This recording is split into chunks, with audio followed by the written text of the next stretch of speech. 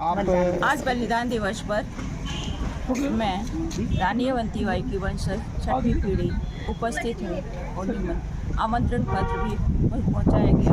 वह इज्जत बहुत अच्छा कार्यक्रम सरकार की ओर से कई वर्षों से हो रहा है।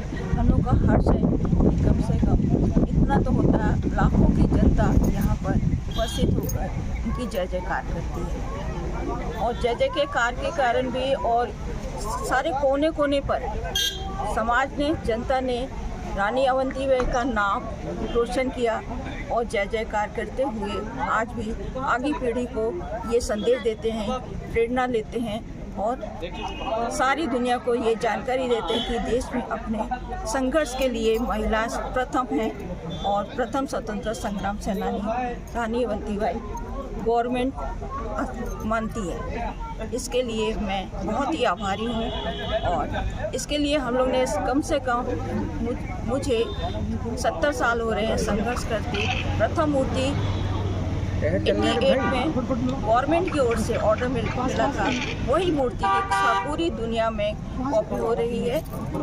इसका भी मुझे बहुत ही गर्व है कि ये प्रथम मूर्ति किसने बनाई थी?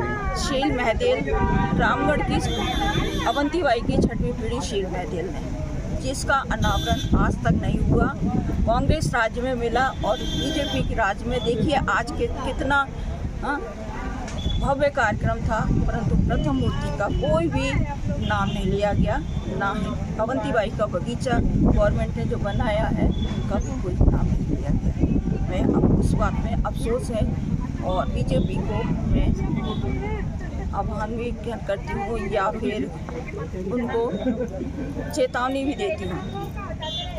अगर इस साल आवरण के लिए, अनावरण के लिए अगर प्रधानमंत्री जी कोई भी पहल नहीं करते तो उसके लिए हम लोग मजबूर हैं और कुछ कदम उठाएंगे जो कि शासन के लिए हमारे ख्याल से दिक्कतदायक होगा।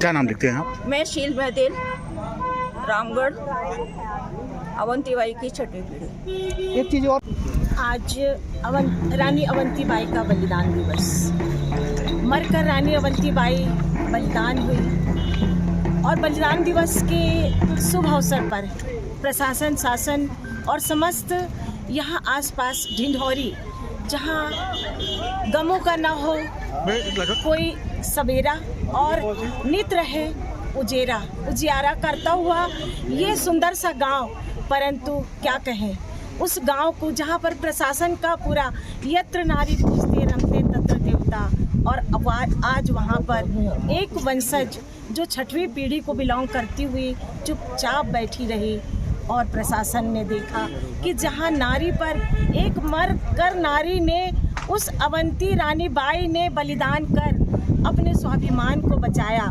वहां पर मौन मूक निशब्द देखती हुई छठवीं पीढ़ी राजकुमारी शील महदेल अपनी कुंवरी के साथ, आयुष के साथ बैठी हुई चुपचाप बलिदान करती।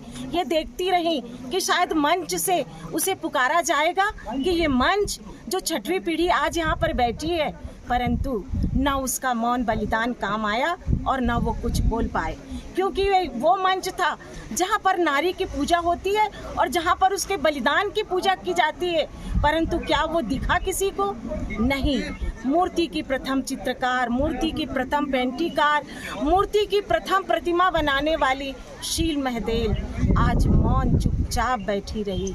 किसी प्रशासन ने, किसी पत्रकार ने, किसी गणमान्य नागरिक ने, किसी अपनों ने, किसी समाज के किसी नागरिक को ये नहीं दिखा कि शील महदेल चुपचाप बैठी है, जो रानी अवंतीबाई की मातामह की ओर से छठवीं पीढ़ी की संतान अपनी कुंवरी आयुष के साथ बैठी हुई है। निसंदेह उसको मंच पर स्थान दिया गया, परंतु मंच से क्या ऐसा भी नहीं हो सकता था कि बोला नहीं जा सकता था कि यहाँ पर उनकी छठवीं पीढ़ी आज उपस्थित है? अगर वंश का इतना ही सम्मान करना है तो उस नारी का भी सम्मान करिए जिसके वंश में कोई जिंदा जागता मूर्ति रूप में आज है। यही सच्ची बलिदान होगा और यही प्रशासन का भी बलिदान का श्रद्धा सुमन होगा कि उस वंश में जो जिंदा है उसका सम्मान करके आज मूर्ति का जो सम्मान कर रहे हैं, आज जो समाधि स्थल का सम्मान कर रहे हैं। कहते हैं गंगा, गीता, गायत्री और पतित पावनी जितनी भी नारियां हैं केवल सर्वत्र देना जानती हैं, लेती कभी नहीं है। आज जो तुमने दिया वो कल तुमको लौटाया जाएगा। यही बलिदान का उसूल है और बलिदान यही कहती है। बलिदान का मतलब समाधि में जाकर पुष्प चढ़ाना नहीं है। बलिदान का मतलब तो वो है कि चार समाज के हाथ उठे और उस वंश की राजकुमारी को जो शील महदेले आज अपने संघर्षों के साथ खड़ी है कि इस भाव से कि शायद उस मूर्ति का अनावरण हो।